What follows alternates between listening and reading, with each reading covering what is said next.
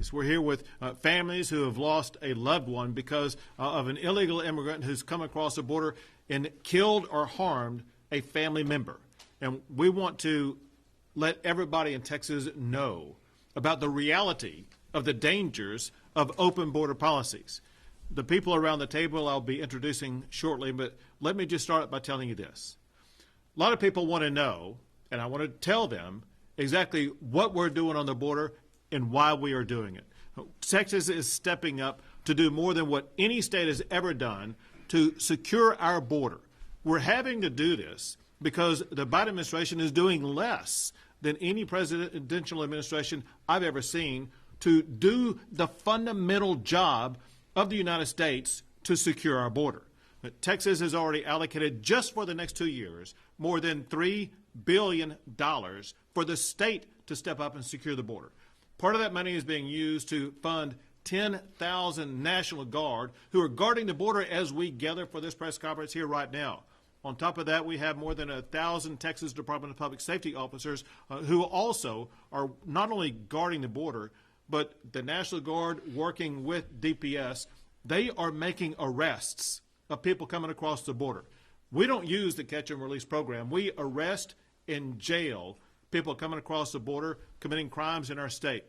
To achieve that goal, we converted 2 prisons into state jails so that we would have the jail beds available to make sure that we would be able to arrest and jail people coming across the border illegally. On top of all that, Texas is now building our own border wall to better secure our state, to protect our sovereignty, and to help make our communities safer. Operation Lone Star is the name given to this operation conducted by the state of Texas to secure the border. Operation Lone Star has led to 11,000 criminal arrests and almost 9,000 felony charges for things like smuggling and human trafficking, bringing drugs across the border. We've also used this operation to crack down on other crimes that are occurring border-related. One is to crack down on the deadly, dangerous drug of fentanyl that largely is manufactured in China and brought across the Mexican border. Texas law enforcement alone over the course of the past year has seized more fentanyl that is needed to kill every man, woman, and child in Texas, California, New York, Illinois, and Florida combined. More than enough to kill more than 220 million Americans. It is deadly and it is dangerous, and Texas is working to stop it being imported into our state. On top of that, we have taken other action to address the proliferation of crimes that have led to the unfortunate reality that we do have angel families. One that we passed several sessions ago is a state law that bans any sanctuary city in the state of Texas that would otherwise protect illegal immigrants in those cities. Another that we passed this last session, we took a giant step toward making our community safer, in particular the community of Harris County, Texas, by passing bail reform. It was needed in Harris County more than any other county because Harris County is letting out of jail, sometimes on personal recognizance bond alone, people who are dangerous criminals who go out onto the street and harm or even kill other people or sexually assault somebody. And sometimes those people could be those who are here illegally and arrested and let back out on the street. We cannot allow dangerous criminals back out on the street. Importantly, we were able to pass bail reform. To have it be fully effective, we also need to pass a constitutional amendment that amends our Constitution to make our bail laws stronger. That constitutional amendment was voted on in the regular session as well as in a special session, and the only reason why it did not pass is because every time it was up for a vote, the Democrats voted against it. We're going to be putting that up for a vote again in this next session so that we will have the laws in place that will prevent these radical leftist judges from letting people out of jail back onto the streets, making our streets more dangerous. Let me share with you just a few stories that capture why we are working so hard. On November the 10th, 2021, this past November, the Texas Department of Public Safety intercepted a raft of 8 illegal immigrants. One of them had been previously deported for felony sexual assault and was trying to get back into Texas. and DPS was able to keep him out and arrest him. On October 14th of 2021, the Texas Department of Public Safety apprehended a group of illegal aliens near Alpine, Texas. One was previously convicted of aggravated criminal sexual assault of a child and now back in trying to perhaps harm somebody else. Because of DPS, because of what we have down on the border, that person was arrested. On February the 9th, just over a week ago, the Texas Department of Public Safety arrested a member of the Gulf Cartel near Los Fresnos, arrested for drug trafficking and possession of currency illegally. And then on January the 26th, DPS, the Texas Department of Public Safety, helped arrest an illegal immigrant in Valverde County who was wanted on capital murder charges in the fatal shooting of a Harris County constable. This is what the Texas Department of Public Safety and the National Guard face and deal with every single day, trying to get these dangerous criminals coming across the border off the streets and behind bars where they belong. Texas is doing everything we can to keep these dangerous criminals out of our country, and if they come here, put them behind bars. Unfortunately, lives are being lost and communities are being endangered because of these open border policies that are now imposed from Washington, D.C. Just a few stories of illegal immigrants who killed people in the United States. Last November, a 24-year-old illegal alien from Honduras brutally stabbed a Florida man. He posed as an unaccompanied minor when he crossed the Texas border. In November 2020, an illegal immigrant killed a 19-year-old woman when he was driving drunk in Houston. The Biden administration has refused to deport this criminal. This January, an illegal immigrant was charged killing a Houston police sergeant. The killer has been arrested and jailed for violent crimes at least 6 times, but was never deported. Bottom line is open border policies have deadly consequences in the state of Texas. That is why Texas, as a state, working with local law enforcement, we are stepping up to do the federal government's job to better secure our border. Now, with us is a leader who is a sheriff who's tough and strong on law enforcement, and that is our host today, Sheriff Henderson. Thank you, Governor, and appreciate you being here. Welcome back to Montgomery County. And I also want to thank our Angel families that are here today that took time out of your busy lives to be with us and to share your stories. Just amazing, and we've learned so much from you, and so sorry for the losses that you've all suffered. We in Montgomery County are proud to work with your leadership and being the first to call, to receive the call whenever you put out the statewide request for detention services for Operation Lone Star. We're proud to be the first agency that responded to the border. Mm-hmm. We helped set up those processes. We created the booking process, the medical screening processes, all the functions that it took. And we're so proud to be given the opportunity to help with this crisis. We're also a proud 287G supporter. So we work constantly with federal agencies, and ICE has always been one of those. And so we're proud to, whenever we arrest anyone in Montgomery County, we work with the district attorney's office, and we have a force multiplier approach where we're so much stronger together. And District Attorney Ligon is here with me today, and he's one of those that helps make that connection so we can get those prison sentences that are so deserving of those criminals in our community. But in 287G, we're able to put detainers on our illegal immigrants that are arrested and introduced in the criminal justice system.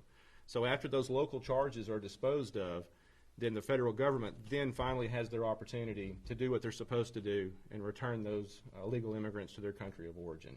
And it's your leadership, Governor, that has gotten us to this point. And I'm so proud to work with you every day. Now, I would love to have our district attorney say a few words, if you don't mind. Please.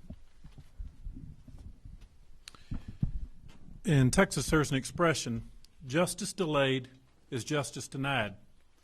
And what I think that the rest of the county and the rest of the community and the rest of the country forgets is when the border is porous and people are able to escape justice.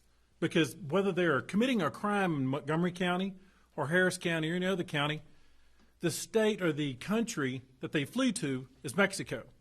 And so what a lot of people don't recognize is, hey, you're trying to stop illegal aliens from coming to Texas. But in Montgomery County, we're trying to stop you from fleeing our justice in Montgomery County. And time again, these gentlemen from the Montgomery County Sheriff's Department, under the direction of Sheriff Henderson, or under the direction of Texas Department of Public Safety, they're catching or they are detecting a crime, a person flees. And when this border is porous, the thing that the national media forgets is if it's porous, that means it goes both ways. So y'all think we're trying to stop illegal aliens from coming here, but I'm trying to stop illegal aliens from fleeing the justice that in Montgomery County they're going to get. We have over a dozen Mexican nationals that have fled justice in Montgomery County that we have not been able to apprehend. And yet every year after year, our resources and our ability to catch those criminals in Mexico and Guatemala, it diminishes every year because the federal administration under President Biden is just actually deficient. It endangers lives in the state of Texas, and justice delayed in Montgomery County is justice denied. And with the help of Governor Abbott and the Texas legislature, we're hoping that that changes. Thank you. And y'all have great, strong law enforcement here. I want to thank all of these law enforcement officers gathered with us today, as well as thank Colonel Dwight Mathis from the Texas Department of Public Safety, who is here with us. Listen, I want to now turn things over to the Angel families who are with us and let Texas and America know the dangers and the tragedies caused by open border policies. First is Marie Vega. Good afternoon. Like the governor says, we're here with Angel families. I'm sorry, Marie. Can I get you to pull that microphone closer to you? Absolutely. Good afternoon, everyone. Like the governor says, we're here with Angel families. All three of us have, or four of us, and not just us four, but countless families have lost a loved one to illegal alien crime. Our mission right now is to make sure that this doesn't happen to you or other families, you know, because this is traumatic. This lives with you for the rest of your life. Your loved one is not here.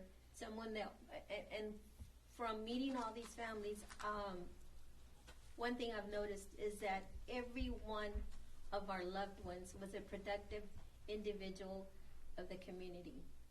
These were not kids that were doing wrong. They weren't on the wrong side of the law. These were actually productive human beings. And their lives were robbed by an illegal alien. And this is the reason for us speaking out, because we want our borders secured, we want our immigration laws enforced, and our border wall to go up. Go ahead. So if you feel comfortable, you can share the story about what happened. Okay, I'm You show actually the picture too. I'm actually the mother of Marine, and I say that with pride, and Border Patrol Agent Javier Harvey Vega Jr. Harvey had a love for his country. He had a love for family. He loved doing his job, and he's not here because of failed immigration policies. And, you know, we have Brandon and Kayan's son. Brandon. You know, all these kids should be here right now, and they're not. Something needs to get done, and it needs to get done quick. And as painful as it is for us to talk about it, we're not going to stop. We're not going away. They're running for office. I tried to run for office, but I waited too long, so I didn't meet the deadline. But rest assured, I'm going to try my very best to get into office, because we need things to get done. Thank you. You're welcome. All right. Next is Marianne Mendoza. Thank you so much, Governor, for having us. We appreciate the opportunity to be here. more Americans are killed every year in this country than those that were killed on 9/11. As tragic as 9/11 was, when you think about the magnitude of people, it happens annually, and nobody blinks an eye at it. More people, more Americans have actually been killed on our home soil by illegal criminals on our home soil since 9/11 than those killed in the Vietnam War.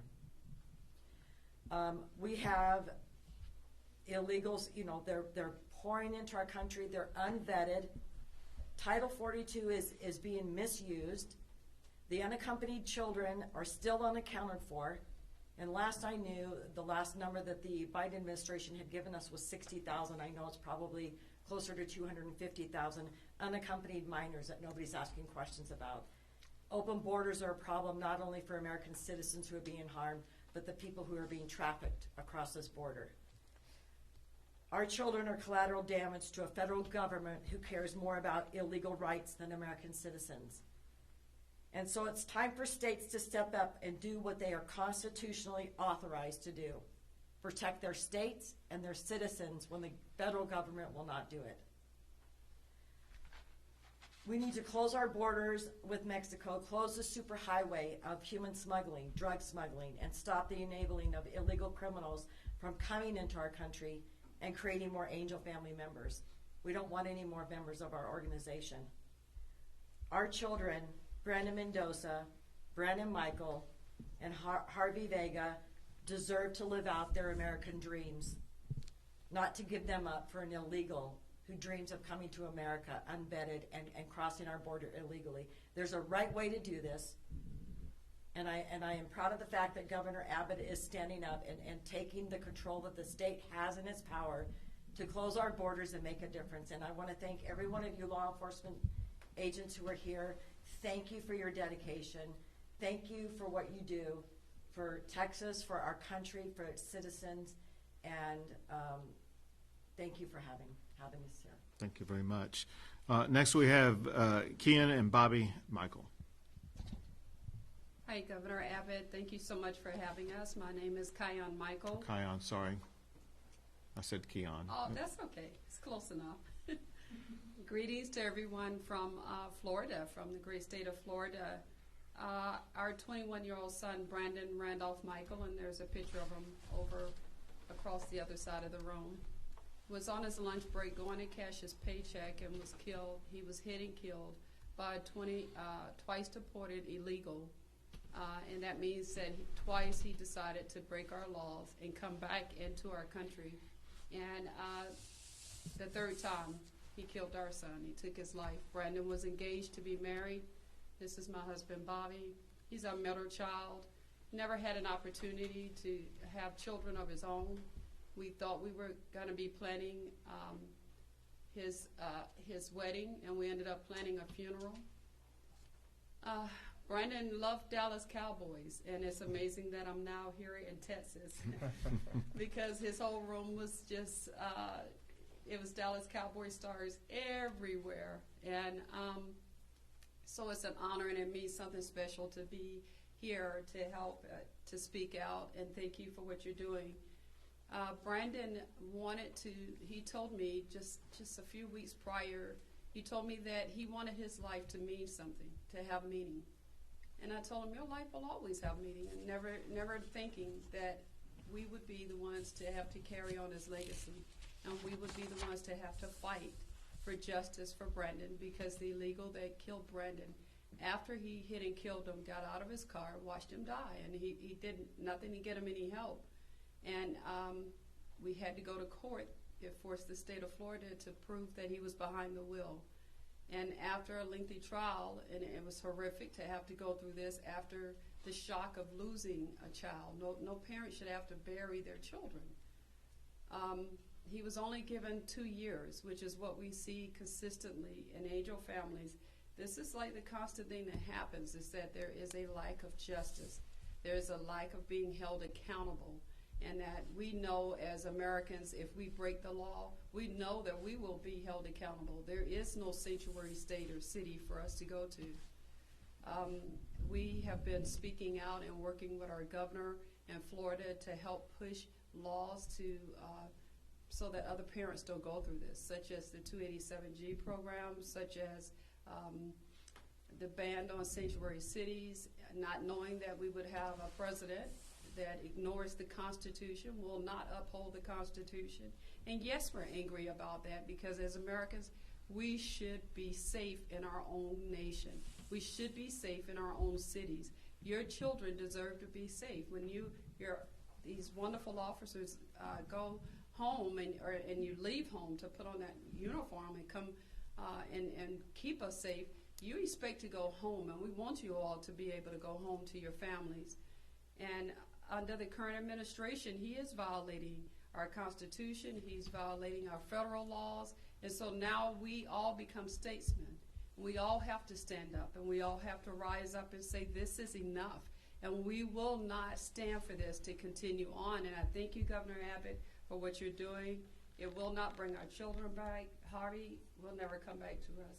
Your Brandon will never come back to us. Our Brandon will never come back. But if this will prevent another family, and unfortunately we're enlarging.